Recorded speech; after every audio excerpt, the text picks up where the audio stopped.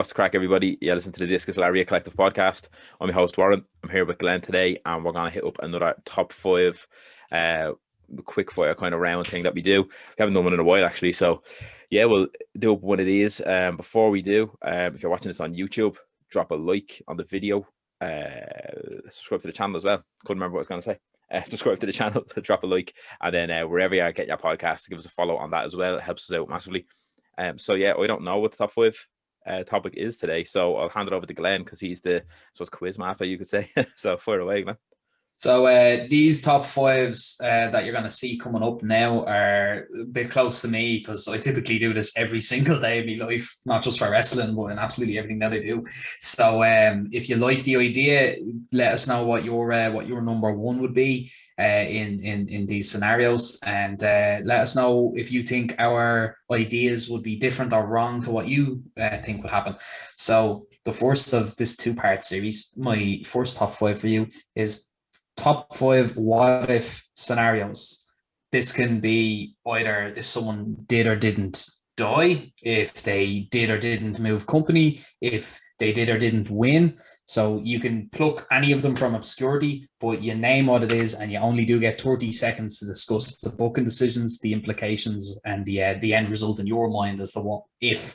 Say, for example, what if Hogan didn't turn heel and join and create the NWO, as just an example. So you have to pick out a top five, and you literally give yourself a minute to go, here's what would happen, here's what the end result would be, and here's why I think that's significant enough to be in my top five what if booking situations. Savage, yeah, I like the idea. I don't know if I'll be able to go too in depth, to be honest, because I'm not too sure if I have an end game here. Do you know what I mean?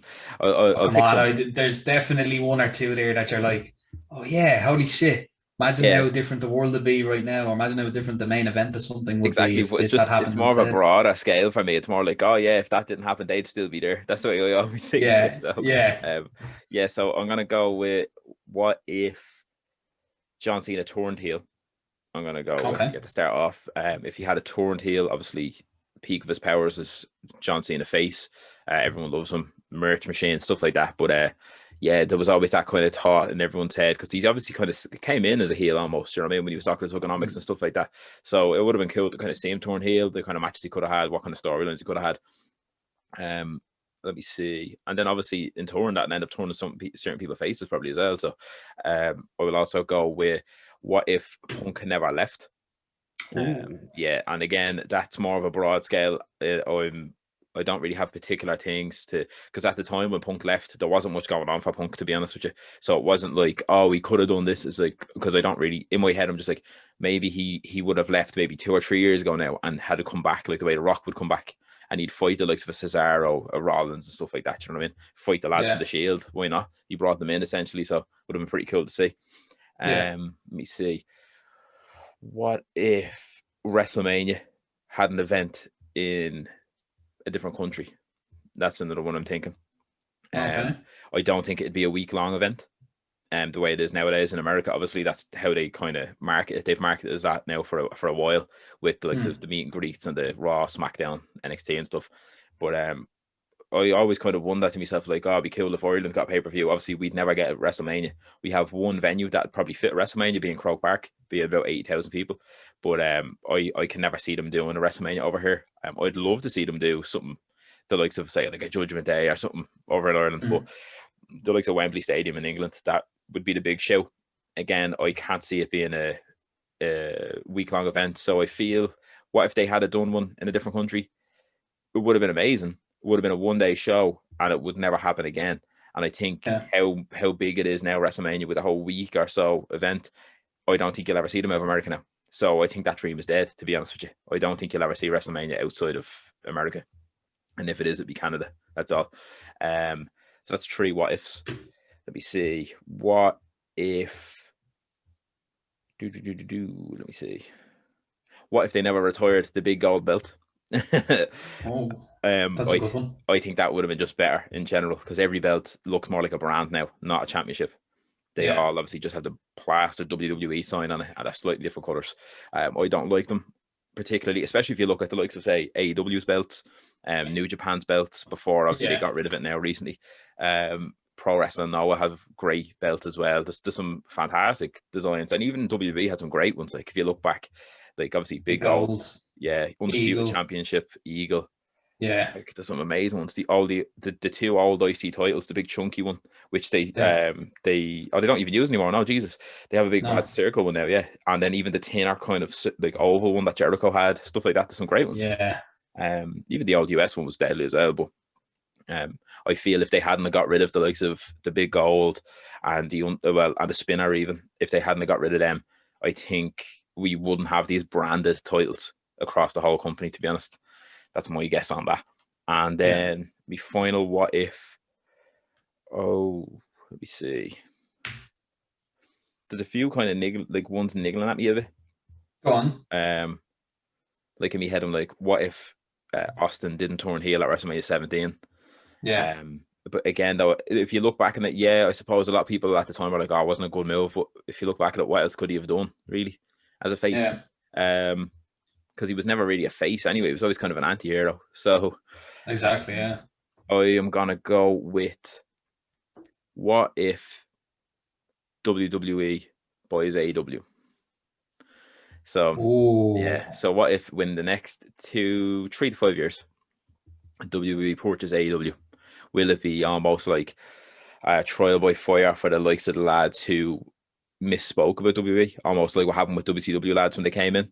Like, well, look, you were getting buried here now, pal. Is it going to be like that? Exactly. Is it going to be like this, or is it going to be, we'll give them all a chance, or will they keep the AEW name under the WWE umbrella, almost like the way you have NXT? They see that as a separate entity now. Would they see AEW as a separate entity?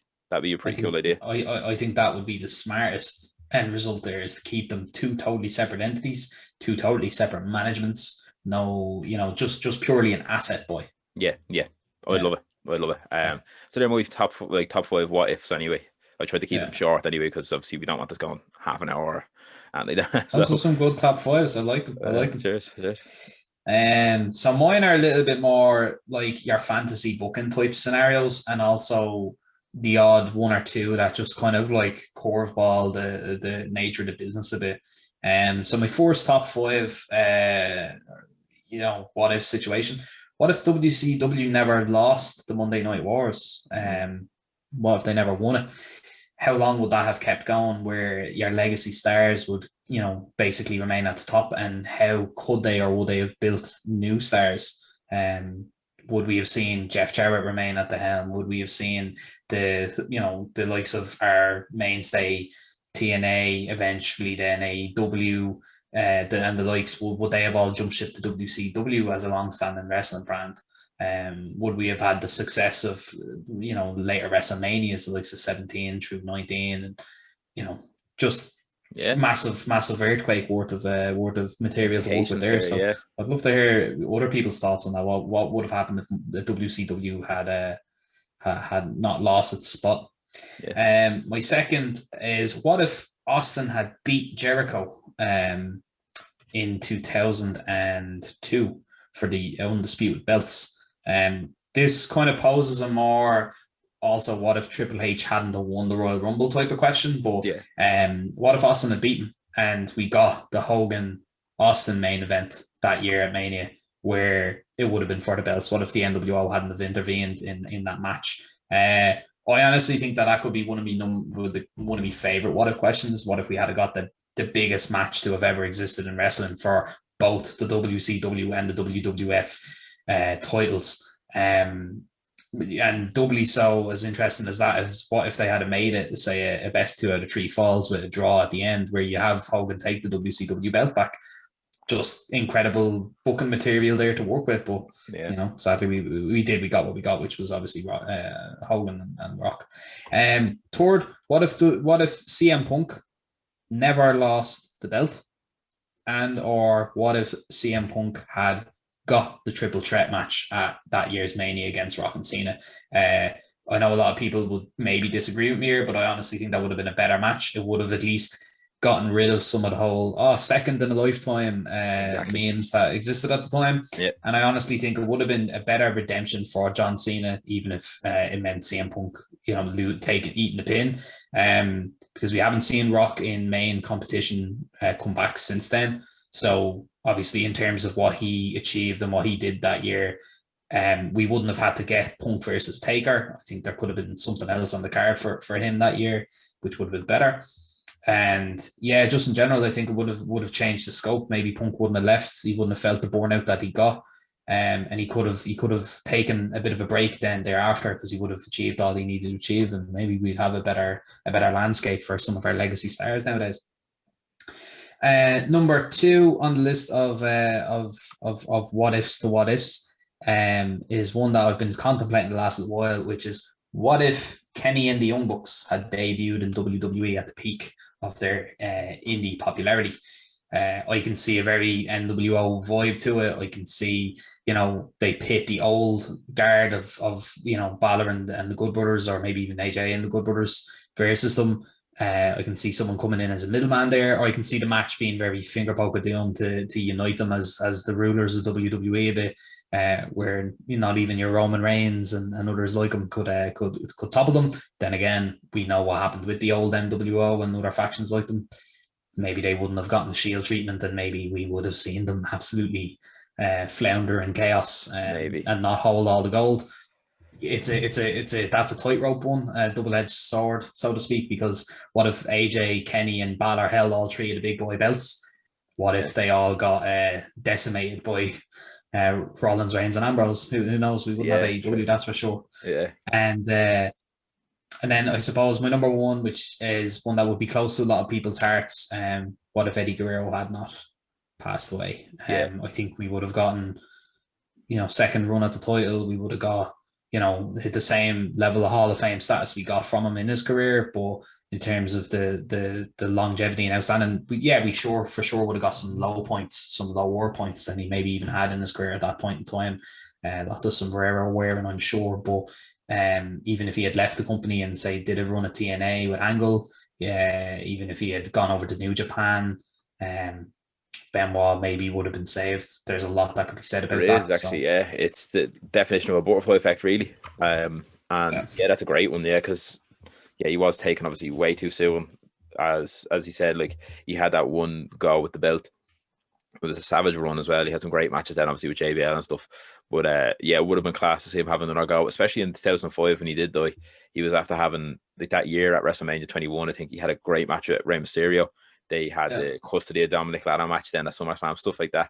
It's ridiculous, but again, the chemistry is there. Do you know what I mean? And obviously, you could have a fucking 5-star match with a broom, like, so. If people go back and watch that, if you're not someone who's the most familiar with Eddie Guerrero, it's very a telenovela type of fucking storybooking, but going back and watching it was still stupidly entertaining. It really was, and that's the thing. Eddie Guerrero was an entertainer, full stop. Like, you know what I mean? He was great to watch. Whether you're watching him in a tag team with Los Guerreros, him and Chavo, fantastic. The skits and all that they used to do, the little video packages and all, gas, and just the wrestling, his IQ as well, as in-ring IQ. Obviously, he's brought up in the business, and it is a shame that he was taken so young. I suppose he was 38, I think. So it's a shame. And I'd say he still would have been still going today. He would have had probably his own wrestling skill in my eyes, probably. If he was going to pack it in, I'd say he'd be training the next generation of guys. And if you think about the lasting impression he's left on the likes of even the current, say, WWE guys, like Mysterio, obviously still their best mate to him. Chavo obviously related to him, but then even the likes of Sasha Banks loves him. Humberto Carrillo, Angel Garza, all the luchadors as well, like, you know what I mean? Andrade loves him, and then obviously just the standard wrestlers as well, like Sheamus can't speak more highly of him. Do you know what I mean? There's been interviews with Sheamus who's like, Eddie Guerrero's up here for me. Do you know what I mean? And vastly different styles, but it shows you that he kind of transcended the whole business almost when it comes to like, I want to be like him. Bryan and Punk as well. Their charismatic cues taken from notions of what he did and stuff like that. Obviously, Punk actually got a match with him before, actually. Punk fought Guerrero and Rey Mysterio in the triple threat in IWA. It's on YouTube, actually. My brother sent it to me the other day. I was only after watching it. And he was like, "Do you ever see this?" I was like, "Yeah, it's mad. Unmasked Rey Mysterio against Eddie, against Punk in like a bingo hall. It's crazy." It's mad as well, because we talk about the knock-on effects. of that one would have been the most game changing. People talk about the call WCW and that, but like when a significant player in the wrestling scene passes away, in terms of, like you said, people being mad about them and kind of adopting their style and stuff like that. But like, say Guerrero doesn't pass away, so say they're able to save Benoit, maybe even give him more years on his career, and he doesn't stop, and then Benoit becomes the face of ECW, not Bobby Lashley. Yeah. Or, no, John Morrison, sorry. So all of a sudden you've got these like wide array of scope changers that could literally impact, you know, the careers of other people. Like, just like all of the other stuff is short-term booking decisions with the WCW and AEW exceptions, but like something like that, I definitely think has the scope to earthquake and tremor the whole wrestling world. I think it does, yeah. And yeah, that's great. What if, in fairness, that was a savage list as well. But yeah, we'll call. Cheers. Yeah, we'll call it a day on this one anyway. But yeah, once again, that was one of our top fives. This time was brought was by Glenn. So cheers for that, Glenn, as usual. Yeah, savage anyway. So if you want to see us do more of these, whatever, yeah, drop a comment. Let us know what your top five what if moments, what would be your number one if you agree with any of ours.